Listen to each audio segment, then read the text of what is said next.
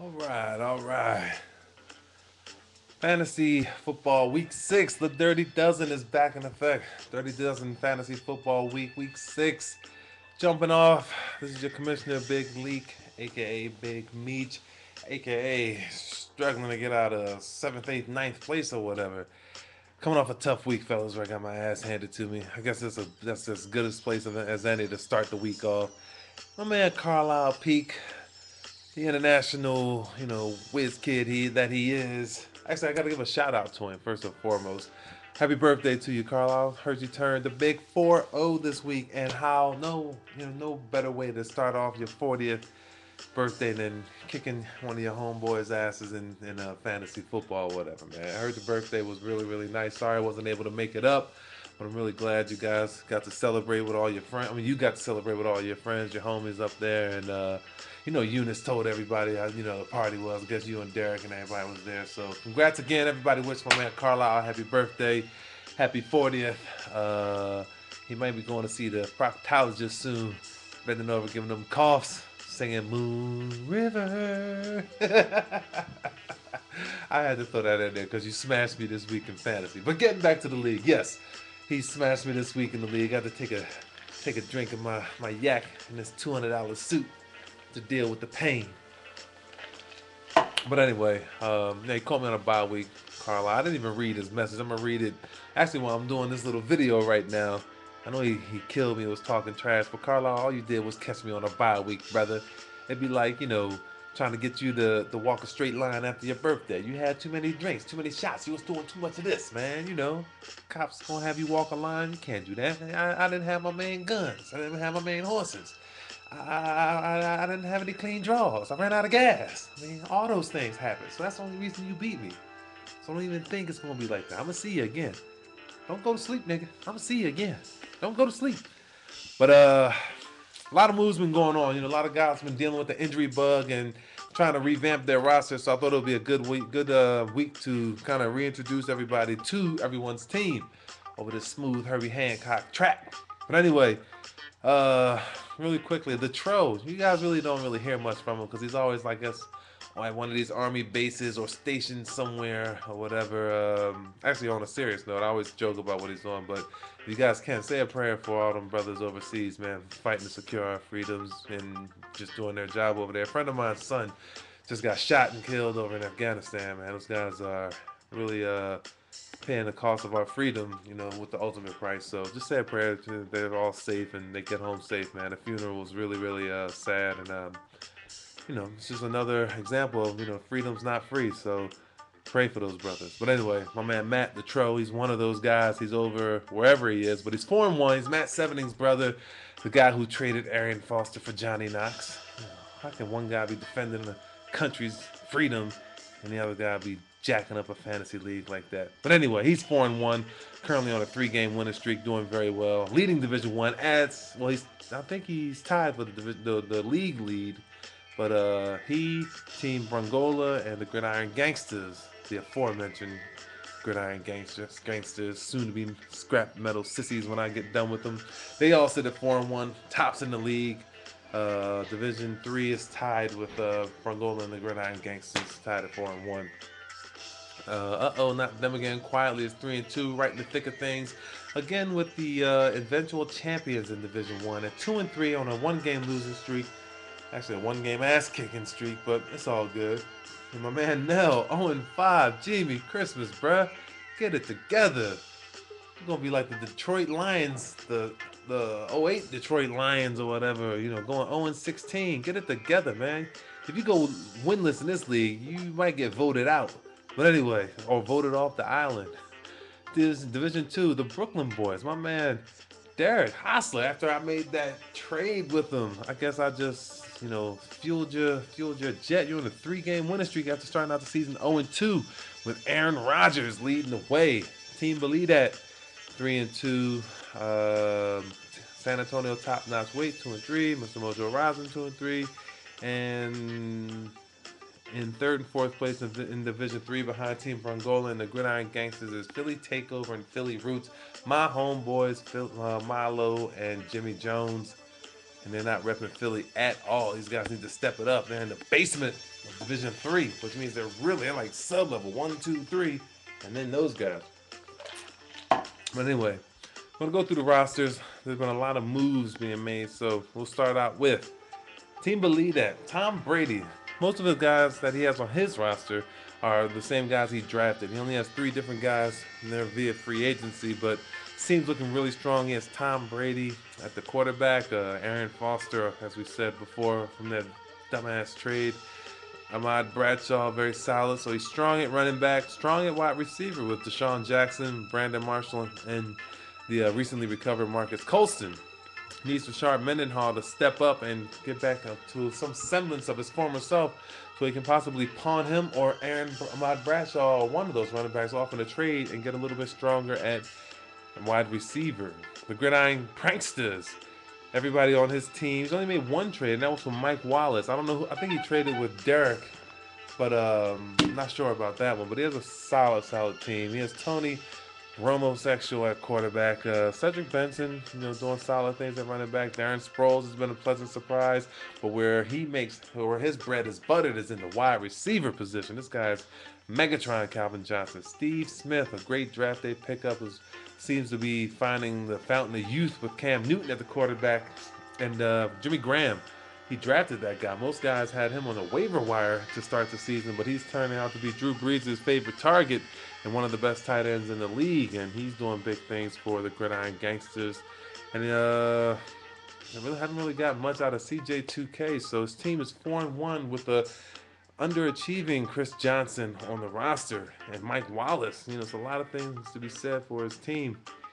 The Gridiron Gangsters look to be cleaning off his place on their fireplace for the trophy this year, but we'll see who ends up with that, who laughs last, as we shall say. Not them again, my man Mike Finley. I know he hasn't made any trades. That guy hasn't even said a word in the league, but he's definitely alive and kicking at 3-2. Has Matt Stafford doing big things, Maurice Jones-Drew and Peyton Hillis.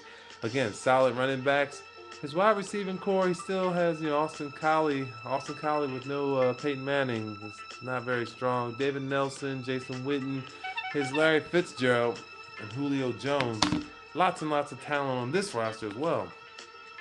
Every roster seems to be talented, probably with the exception of the Philly roots. And this guy, he's a cop, so I always mess with him week after week. He's holding his players hostage. I've sent this guy trade proposal after trade proposal, and he shoots them down.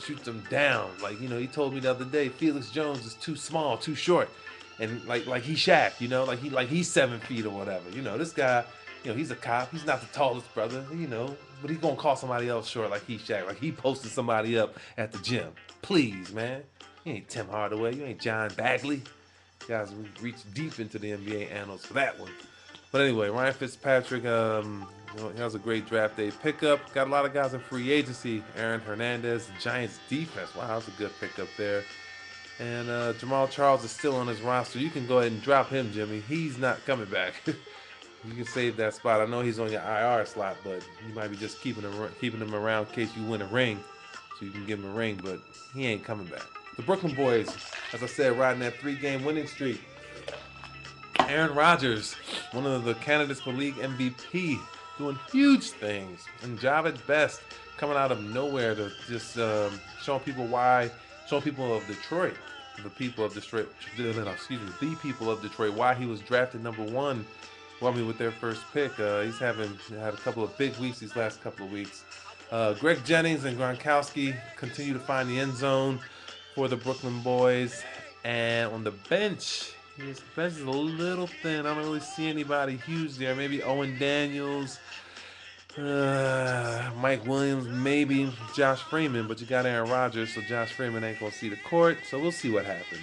But he's definitely doing much better, winning 3 games in a row. Team Brangola, this guy is a football guru. Definitely knows more than I do, which probably isn't saying much. I mean, there's probably some newborn babies that know more about football than I do, but I'm still going to win this thing. But he's 4-1, and I laughed at a lot of his picks on draft day, but we see who's laughing now. I mean, Drew Brees is doing great. Daniel Thomas, he's off and on injuries. Fred Jackson, I knew was a steal, but that was a great pickup. But Hayward Bay, Santana Moss, and Hines Ward at wide receiver, don't understand how he's still in first place. But you know, what do I know? The Jets defense have been really doing well for him. The Redskins defense have been doing well. And Beanie Wells, that was a good pick. I mean, I traded with him for that. I mean, for that guy. And Eric Decker was doing very well, but now that Tim Tebow is starting and no more Kyle Orton, we'll see how Eric Decker does. Decker is one of those guys that like a Wes Welker type, sort of poor man's Wes Welker, but his routes rely on a lot of timing and accuracy going over the middle, and that's not something Tim Tebow does. So we'll see if that switch at quarterback hurts him. Moving on, we have Mr. Mojo Rising, and since he made that trade of Arian Foster for nobody, we won't even talk about him because he's going to continue to fall. But he does have a few talented guys on his team. Steven Jackson, Matt Shaw, Brandon Lloyd, and watching Brandon Lloyd see where he gets traded to could make him very, very valuable. We'll see how that goes before next Tuesday. The Tro with Cam Newton doing just a great job there. He has Mike Vick and Cam Newton. So any of you guys needing a quarterback may want to holler at him because he can't play both, and he has like a ace of spades or the big joker of a trade bait right there if he wants to use it. You know, Tim Hightower, Ryan Matthews, Wes Welker, Reggie Wayne. This guy has talent all up and down his roster, man. You guys need to get with him. I'm gonna call him, you know, my Eagle hood. Fly Eagles fly, and free Mike Vick. But anyway, team bust your ass. 0-5 doesn't really get you anything but a big, big laugh. There's no one really to talk about on this team other than Roddy White, Michael Finley, and maybe Andre Johnson and a few other injured guys. But we'll have to hear something from Nelson before we talk about his team. Team believe that. Tom Brady doing great things for him. Ahmad Bradshaw, Aaron Foster. Wait a minute, I think I talked about these guys already. Yeah, I did. The Gridiron Gangsters. We talked about all those. So the last three. Eventual champions. Being as though I'm the commissioner of this league, I don't want to toot my own horn. I know you guys got a kick out of that. But I do have a sound backfield. I'm telling you, Ray Rice and Michael Turner, a lot of you guys would have killed to have that on draft day. And I'm hoping Michael Turner can get back into his old form. We'll see how that goes. Des Bryant, if he can stay healthy, should be a great pick. I mean, a great wide receiver for me, but I do need to get somebody to help him out, so I'll get back to work on that as soon as I'm finished with this video. San Antonio top-notch weight. This guy is like, I tell you, Jesus takes care of fools and babies, and this guy ain't a baby. He's 2-3, and he has a solid team. Any team with Adrian Peterson and Darren McFadden in the same backfield needs to have more wins. He should be among the league leaders, but he isn't. So we'll see how he shapes up his roster. And then the takeover, my man Malo ain't really taking over nothing but 9th or 10th place with a 2-3 record. But he has LaShawn, Shady McCoy, and Frank Gore, along with Miles Austin and Stevie Johnson. And the Steelers did. I mean, this guy has a team. Maybe he just hasn't played the right people on the right weeks or whatever. But he looks like he has a team that can compete. Eli Manning, you know, the Giants are always behind, so he's going to be throwing a lot.